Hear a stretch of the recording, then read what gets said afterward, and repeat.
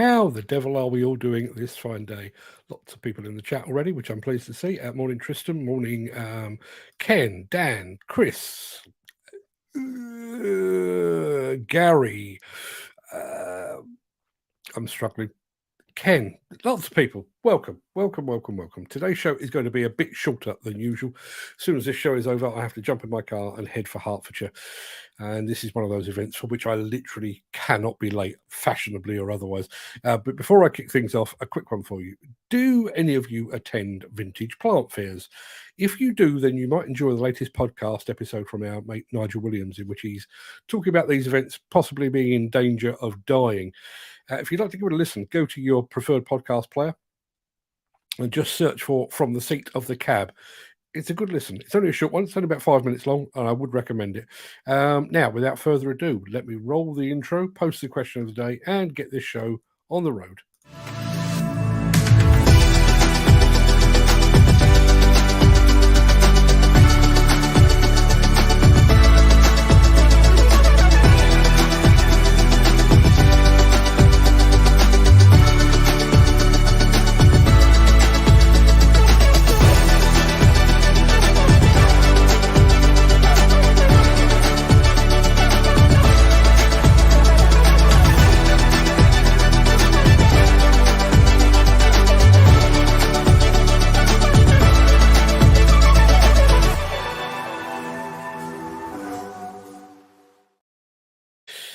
It is. What is it? It is Friday, the 30th of June. June's over and done with. Can you believe it? Welcome to the Breakfast Show. I am your host, Mark Anthony. That's a good start. Frog in the throat. In today's show, we are heading for Rotterdam in the company of a demolition giant. We're avoiding obstacles with John Deere, and we're making gearboxes with JCB. Plus, when Trimble puts on a show, Trimble really puts on a show, and we'll get to all of that in just a second. But first, let us peer back through the mists of time to see what was happening on this day in history.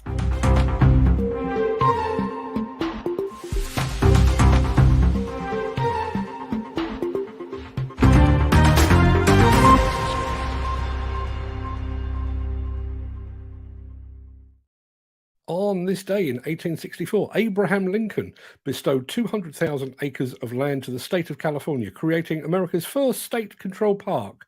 That little park was Yosemite. In 1894, Tower Bridge opened in London, just up the road from where my dad was born. A long time later. In 1914, Hitler staged a purge of the Nazi Party, what would become known as the Night of the Long Knives. In 1992, Margaret Thatcher joined the House of Lords as Baroness Thatcher. And in 2019, Donald Trump became the first sitting US president to set foot in North Korea as he met Kim Jong-un.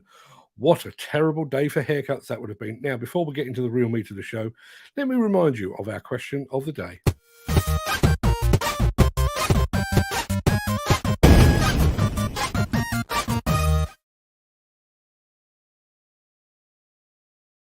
Yeah, that's right. Imagine you've been especially good boy or girl, and your boss says you can have any addition on your machine you would like.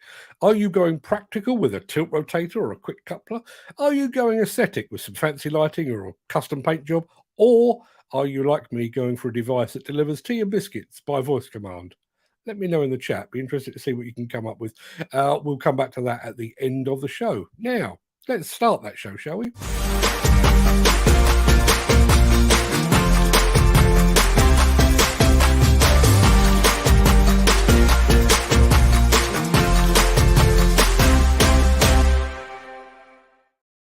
Although I never received the memo to notify me, this week is apparently Big Demolition Rig Week. On Wednesday this week, we brought you the mighty Jumbo, which is now munching its way through parts of Italy.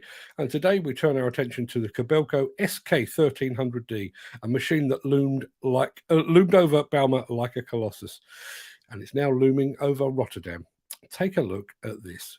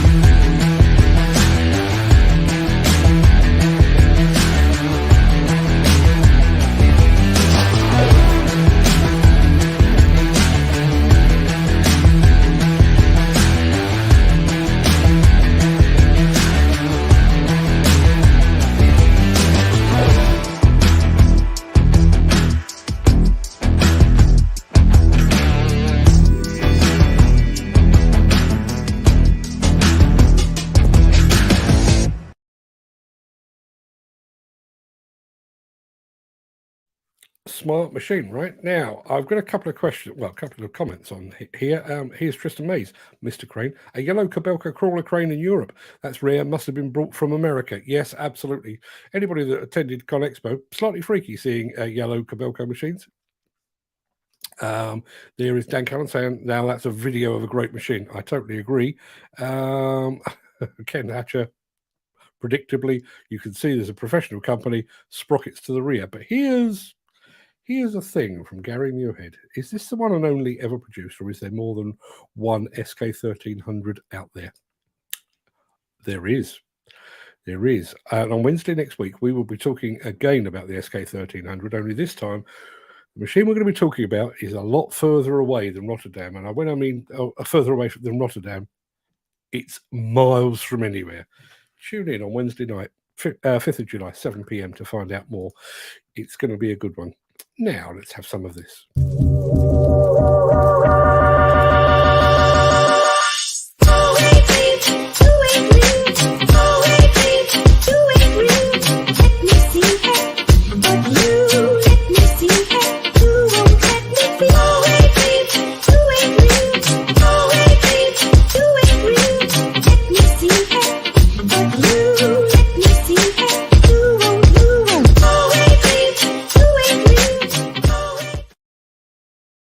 I am still firmly of the belief that if we organised our sites properly, collision and obstacle avoidance systems would be completely unnecessary.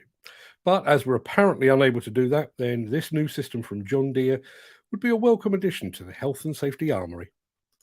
No one ever said safety second. Well, one guy did, but he's looking for a new job. The construction industry has one of the highest rates of injuries. And that is not a competition we want to win. So we asked, what if your rig had eyes in the back of its head? What if your machine could stop itself before that pile of rock does? What if we could keep close calls a mile away? Because using 40 tons of iron to move 80 tons of earth is tough enough without having to wonder if Steve looked both ways. Cameras, radar, machine learning. They aren't buzzwords. They're precision tech that give you eyes on your 6, your 3, your 9, and Steve. So even when your machines are moving backwards, the job is always moving forward. Never idle. I still say it would be easier and cheaper to have machines in one place and people in another. What do I know? I'm just a microphone jockey, basically. Just a thought.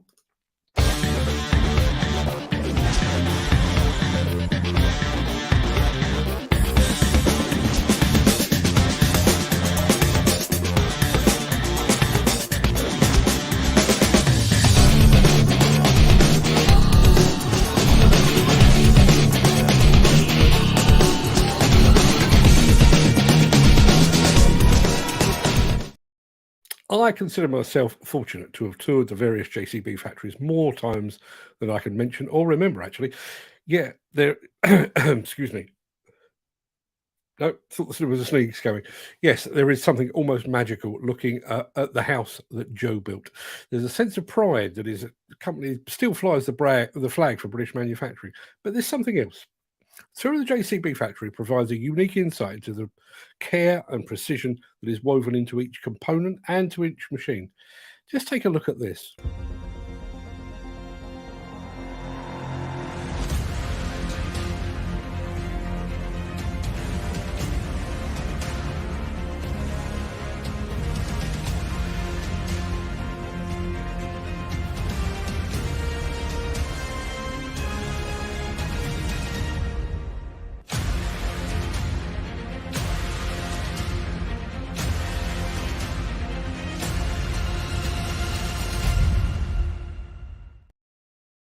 Yep, if you've ever wondered how a JCB transmission was made, now you know. I think we need some of this. Since the finance bill came into effect in April, the construction industry has seen a surge of fuel thefts. The rising cost of living has placed an additional risk of theft by employees and contractors, as well as opportunistic thieves. By using diesel dye and placing warnings of its use, you are sending a clear message that this is your fuel.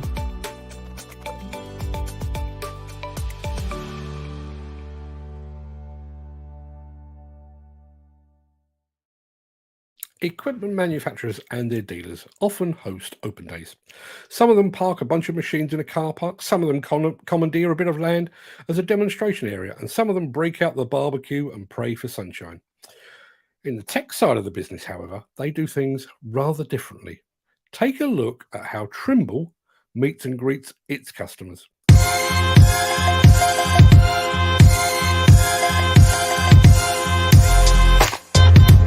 Welcome back to Trimble Dimensions.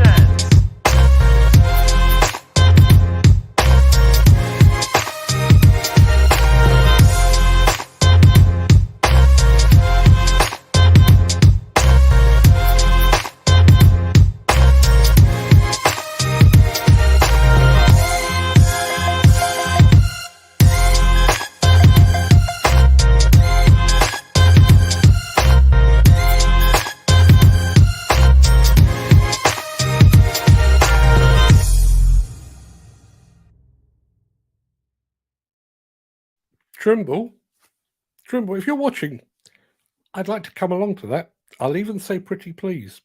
I'd really like to do that.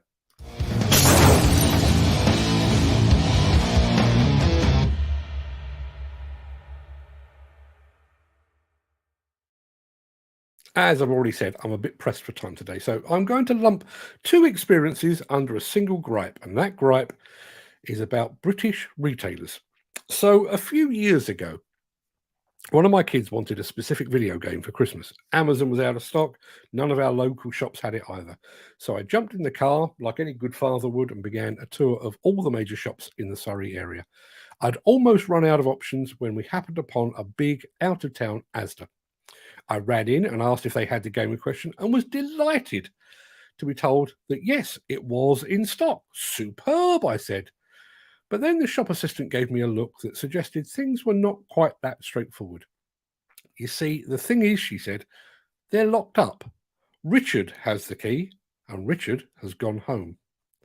Now, to be clear, this was a store that in the run-up to Christmas was open 24 hours per day and that it had in stock the most sought-after game of the time. But Richard had gone home with the key. Now, fast forward to last night. I'd been working like a slave all day, I'd had my dinner, and I suddenly had a hankering. I said to my family, does anyone else fancy a McDonald's McFlurry? They're now doing one with Biscoff biscuit topping, which incidentally is like crack. Turns out everyone in my family did indeed fancy a Biscoff McFlurry. So I jumped in the car and drove about 2 miles to the nearest McDonald's drive-thru. Having queued for a few minutes, I finally got to that annoying voice machine that allows you to speak to the spotty oik at the other end and place your order. 5 Biscoff McFlurries, I said. His answer? Oh, no, we don't sell things like that this time of night. It was 10:05. To make matters worse, there was now a car behind me at the drive-thru, so I had no choice but to continue my journey through the collection, through the payment, through the collection windows, empty-handed. Did I miss a meeting? Did the world decide that no sane person would ever eat ice cream after 10 o'clock at night? Now, you'll be pleased that I didn't respond quite like this. We stopped serving breakfast at 11:30.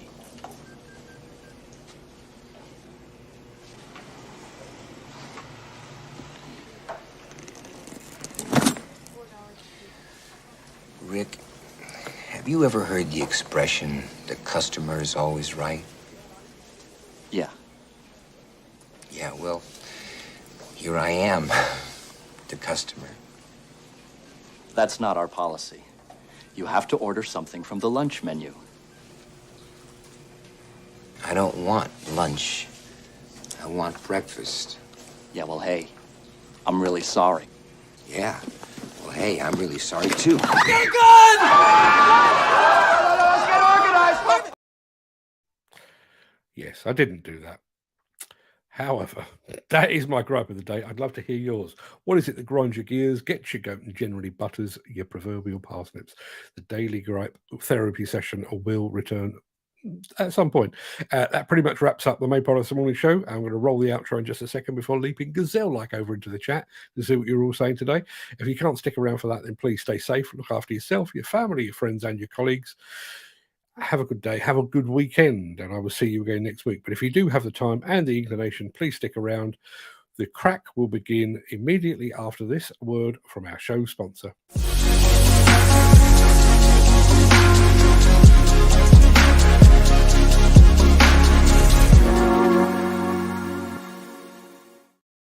And it's Friday, and let's call it Funky Friday. Yeah, nice funky music in the background. So let's have now I normally go straight back to the beginning of the chat, but this is just rubbing salt in the wound. Gary Muirhead says, I had one of those McDonald's ice cream last night. Yum yum, it was delicious.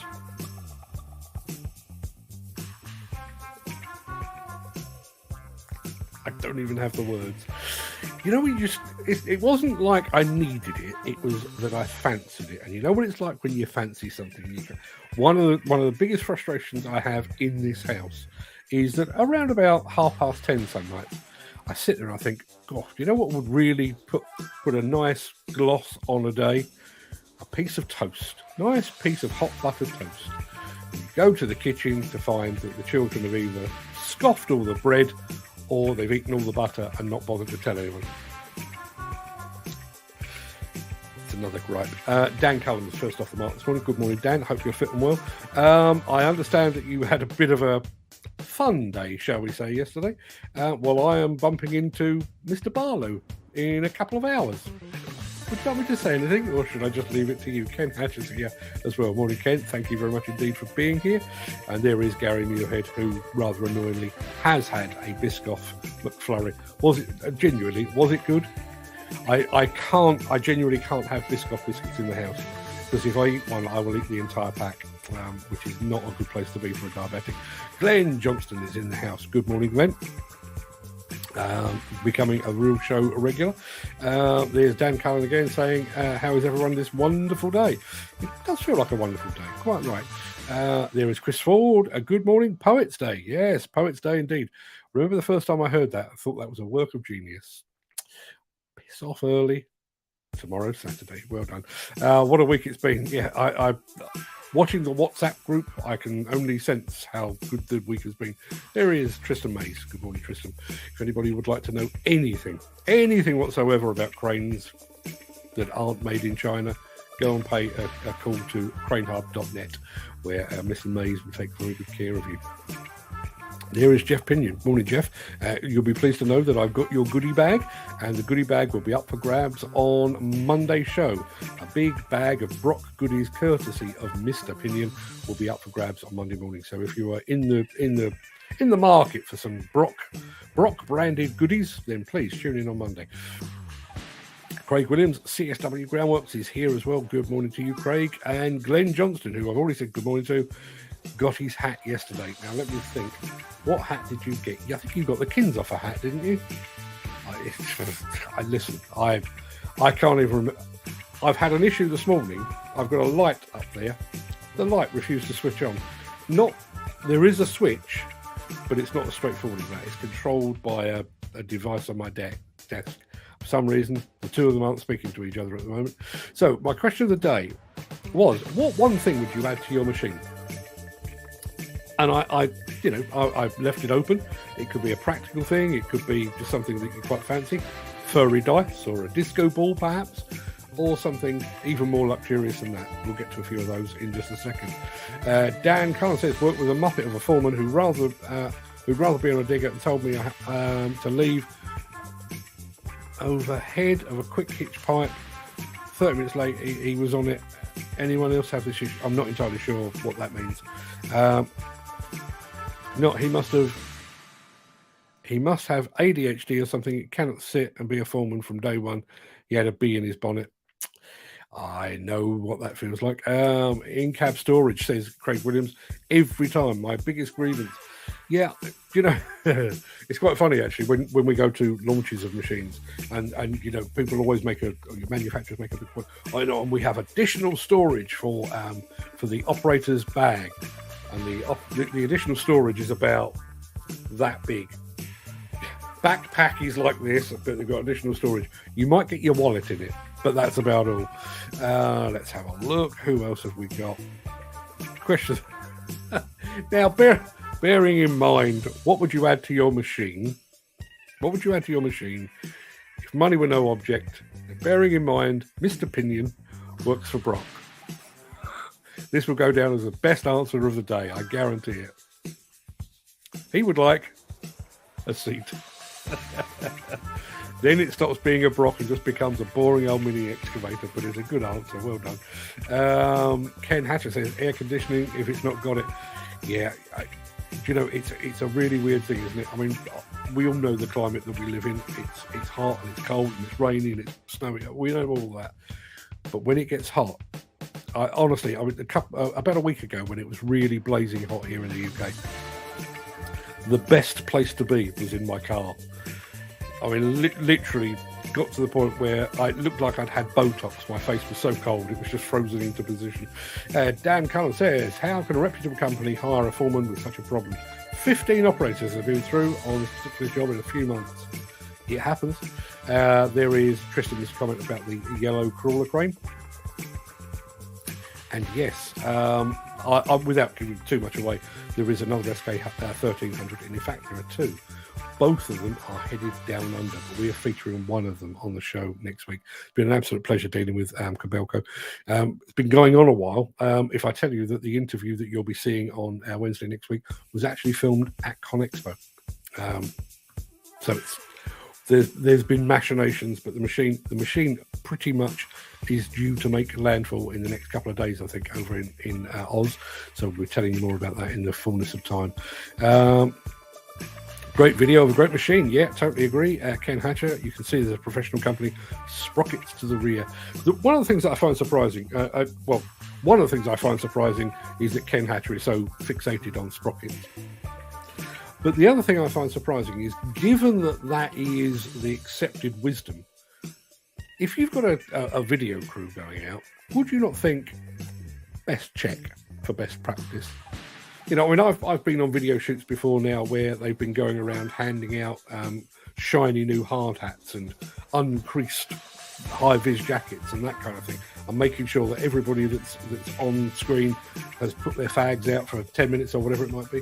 Surely just making sure the machine is all hunky-dory, not a bad idea. Peter McKenna, finally moving. Hope everyone has a good day. Glad to hear it. Anyone who's having issues with videos slows down and speeds up. Not as far as I can tell. I'm watching the feed myself and it seems to be okay. Wow, John Deere really have great kit and technology. I totally agree with you there. Peter McKenna, yeah, must be your signal down fine here. Should be fine everywhere, really. There is Jim Turner. Good morning, Mr. Tunes himself. Jim Turner. Thank you very much indeed for joining us.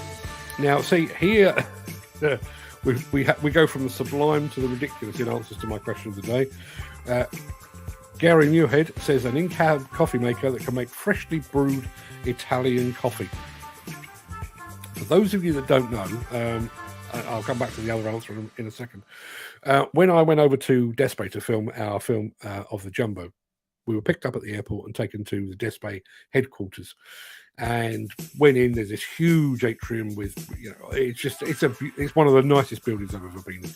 And one of the guys from Despe said, would you like a coffee? And I said, oh, yes. And he said, would you like an espresso? I said, well, when in Bergamo, let's do as the Bergamonians. I don't know. When in Rome, do as the Romans do. So I said, yeah, I'll have an espresso. And at that point, he apologized that it was going to be an espresso from a vending machine. It was brilliant. It was just bitter enough, and you could literally feel it jump starting your heart. So yes, the Italians do have very, very good and high standards of coffee. And as an aside, and I will come back to the chat in a second, some years ago, funnily enough, it was Despe again, there was a Despe crew working with SafeDem up in Scotland, on a thing they call the top-down way, and it's basically a kind of a shroud that you put around a building at the top of a high-rise, and you basically it lowers as the building is being demolished. So the workers have no fear of falling off because they are completely encased. There's no debris falling. It's a fantastic system. Go and look it up, top-down way, over on YouTube. But because this was the first overseas outing of the top-down way, Despace sent over some of their own operators. And I was on that job with my mate John Woodward from C&D Consultancy and William Sinclair of SafeDem. And we were, I don't know, 400-500 feet up above the streets of Glasgow. And there was a proper, brought all the way from Italy, espresso machine dishing out the coffee. So I was stood there looking down upon the streets of Glasgow with one of the best cups of coffee I've ever had. Just say, my question today, what would you like to add to the machine? A younger man on the seats. It's Chris Ford. I think that every time I look at this camera, how would I improve this show? Get somebody else to do it. Or get me 30 years ago. I'm not going to dwell on that. I can only assume it was going to be good. My gripe is a foreman with bipolar or ADHD rather than sit in the machine and run a job due to experience this week. And how do companies manage to get work done when you have these guys firing people for no reasonable reason? It's a good question. Actually, Mr. Anthony, that'd be a pleasure if you can have a chat with Mr. Barlow. I'll see what I can do. Gary Muirhead. I want one. Yeah, Gary, go and get the McFlurries in, for the love of God, man.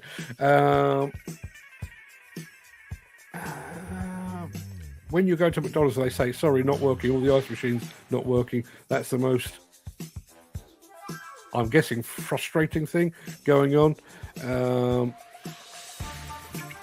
And when you order it, I've never actually had a big tasty, but when you order one of those, they just run out. Yeah, that does seem to be the one that really gets my goat is when you go into McDonald's, which I really do, but you go into McDonald's and order your meal. Sorry, we don't have fries at the moment. Surely everybody that goes into McDonald's has fries with whatever they're eating, apart from a McFlurry, obviously. Thanks to my hat as well. Good.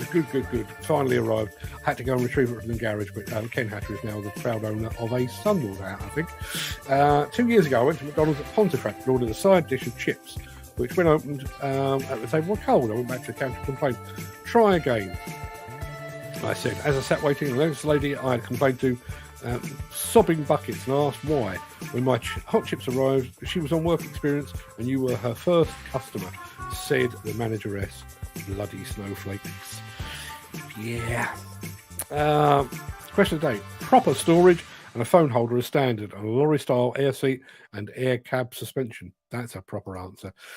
Graham Williams. Somewhere to put your dirty boots. Yeah. Particularly when you see people like, I don't know if anybody follows Connor the Digger Driver over on Instagram, but also some of the overseas drivers, particularly in Japan and in America, where they are literally operating in what are effectively slippers, and they've got carpet on the floor, and their machine is spotless. Somewhere to put your dirty boots and somewhere to put your bag and your coffee cup or whatever it might be. Mine's okay, but a bit glitchy today. I'm assuming that's the signal that we're talking about. Have a fantastic weekend, guys. Thank you very much indeed for that, Gary. You too. Now, where are we? We are at half an hour. I really do have to go. I've got to go and get changed because this will not work where I'm going. But I'm going to be back here on Monday morning. I'm actually going to use my brand new camera. It did arrive yesterday, thankfully. I'm going to use my brand new camera this morning. So, wish me luck with that. I'll be back on Monday for more of this, the Breakfast Show. We're also, I think we've got a full week next week, but we've also got that show on Wednesday night with Kobelco as well. We are known as sock jockeys, no boots in the cab. Yeah, quite right, says Andy Bullock. Good morning, Andy. I didn't see you looking there, but thank you very much indeed for that. Stay safe, says Dan Cullen, and I will certainly try to do that. And everybody have a fantastic weekend. Sorry to dash off. Lots to talk about. If you do get a chance to go over to your preferred podcast provider and listen to Nigel Williams from the seat of the cab, let me know what you think about the potential demise of vintage plant shows. I'd love to get your thoughts on that. But until then, everybody, go and have a fantastic weekend with my very best wishes. I'll see you all very, very soon. All the best.